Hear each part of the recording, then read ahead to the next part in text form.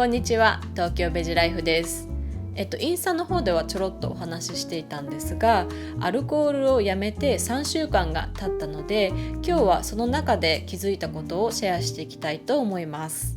もともと私とアルコールの関係については、ビールをもう結構何年か前にやめていて、で本当にビールは1年に1回とか2回とかたまに飲むくらいなんですけど、そのビールをやめた理由が単純に太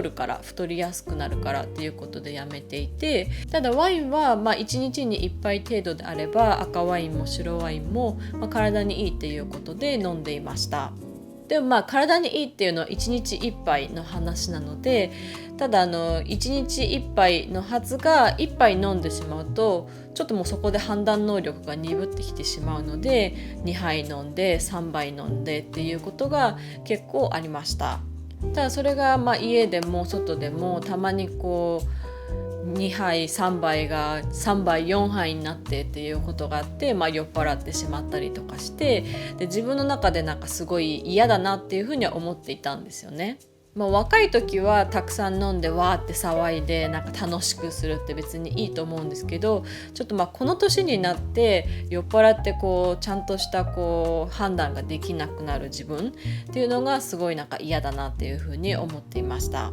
でアルコールをやめようと思ったきっかけは、1週間地方出張に行っていて、でその時に1日結構仕事をずっとしていて、帰ってきてビジネスホテルで疲れたなとかちょっとストレス溜まってるなって言ってアルコールを結構飲んでいて、で、その出張が終わって帰ってきてから針の先生のところに行ったら、肝臓が疲れてるねっていうことを指摘されて、でやっぱり自分の中では薄々気づいているんですけど、第三者他の人に言われるとやっぱりそうなんだっていうような気づきがあって、それでアルコールをとりあえずやめてみようと思いました。で私の場合、アルコールはだいたい夕方に仕事が終わってからネットフリックスとか見ながらリラックスして飲むっていう、ネットフリックスとアルコール、ワインですねのセットっていうのがあったので、そのワインをそのままスパークリングウォーター、炭酸水に変えて、タバコをやめたい人がタバコを吸いたくなったら飴を舐めるとかガムを噛むとか、そういうのともしかしてちょっと似てるかもしれないですけど、私の場合そのネットフリックスとアルコールっていうそのセットのアルコールが登場する場面でそこにそのまま炭酸水を単純に置き換えて、それでそんなに苦労なくアルコールを抜くことができました。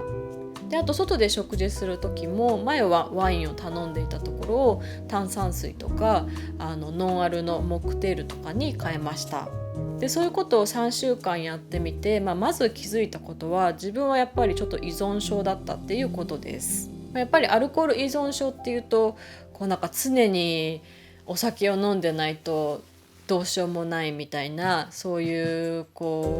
イメージがあると思うんですけど、やっぱり毎日なんていうんですかね、私の場合夕方ですけど、そういう決まった時間とか決まったシチュエーションとか、決まった状況の中で、飲まずにはいられない、ついつい、飲んでしまう、飲みたくなるっていうのがやっぱり